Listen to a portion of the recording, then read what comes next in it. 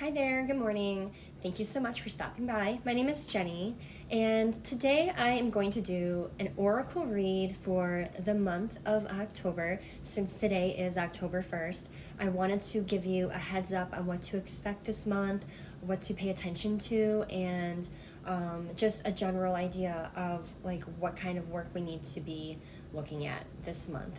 So I did use several different decks today, mostly Halloween themed decks or Gothic themed to be festive for the month of October. It's my favorite month. I think it's a lot of fun. I love everything about it.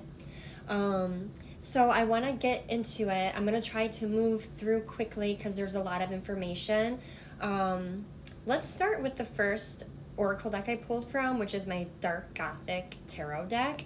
The first three cards I got out were the King of Swords in reverse, followed by the Empress and the Magician. So I'm getting blockages. I'm getting that there's blockages right now that are getting in the way of your creativity.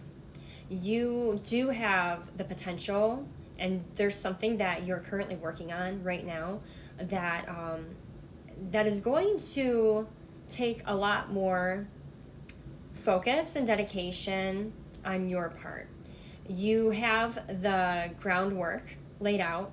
You know, for the most part, you have the skill set and you know exactly what you need to do, but there's still some things in your energy that are blocking you from coming into your full potential with whatever this is right now. So I wrote some notes down. Divine is saying to work on blockages and that they are wanting to work with you with this. So I did pull out, I'm learning my lessons now and collaborate with spirit.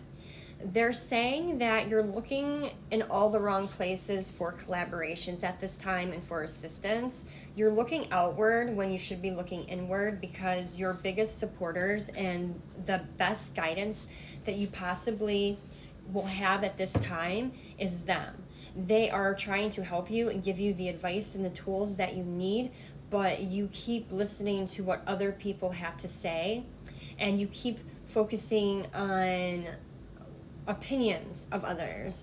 They don't want you to do that because they said you already have the answers. You know what you need to do and you know what your blockages are too. You've been talking about them to them. You've been praying about helping you through it. You've been aware of certain things or habits that you have that are blocking your growth, yet you refuse to do the work to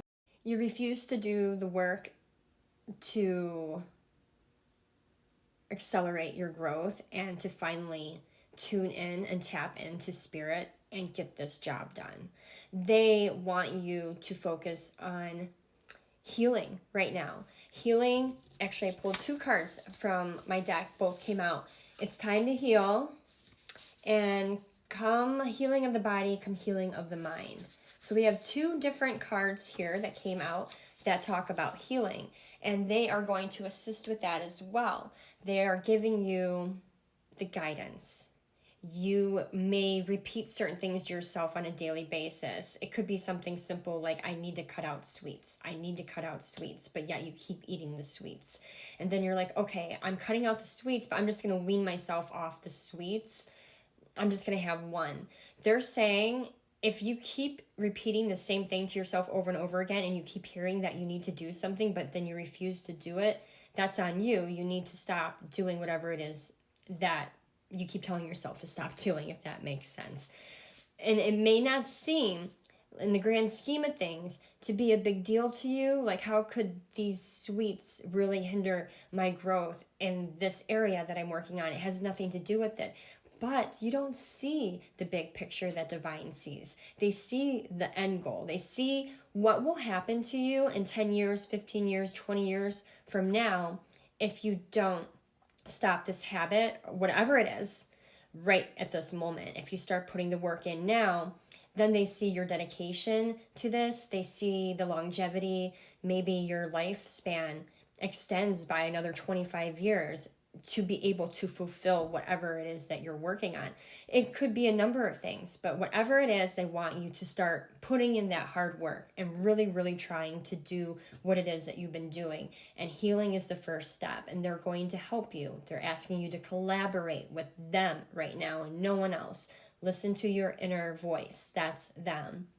And then I pulled out time is not wasting, because time simply does not exist, followed by now or never, which when I first looked at it, I'm like, that's kind of contradictory. Like, what does that mean? This means this is your mentality. This is where you are in your headspace. You think that it's now or never, but they want you to remember that time simply does not exist. It only exists here in this realm, this three-dimensional place that we reside in, divided by the sun and the moon, day and night, deadlines, work schedules, school schedules, things that will indicate periods of time for us to think that we are behind. But in actuality, it doesn't exist. So in actuality, you do have an abundance of time, and that your mindset needs to shift from right now to doing the work. You're so focused on seeing results and seeing things happen and pushing forward to make it happen right now, as if it happens tomorrow or next week or a year from now, it's not going to hold the same value or be as important in this world that we live in, but it is. But if you are so pressed, they're saying if you're so pressed about time restraints and trying to make this happen, then you would put more effort into healing of your mind and healing of your body, whatever it is that you need to work on. They really, really keep repeating that. Please say they have to heal themselves. You have to be healed to push forward in this mission that you're on. And then I have life is a game, play your cards accordingly, followed by you're an ancient soul, speak what you desire into existence. So the game that we're playing, this game called life, that many people walk around with blinders on, not thinking that there's a way that they can make it through this game. They just, they're kind of what do they call those? NPCs, non-player characters. They just, every single day do the same job or go to the same places or have the same conversations, the same verbatim. Hi, how are you? I'm fine, thanks. How are you? Good. All right. Go to the coffee shop. Thank you. Every single morning, coffee shop work, coffee shop work, coffee shop work. It's kind of redundant.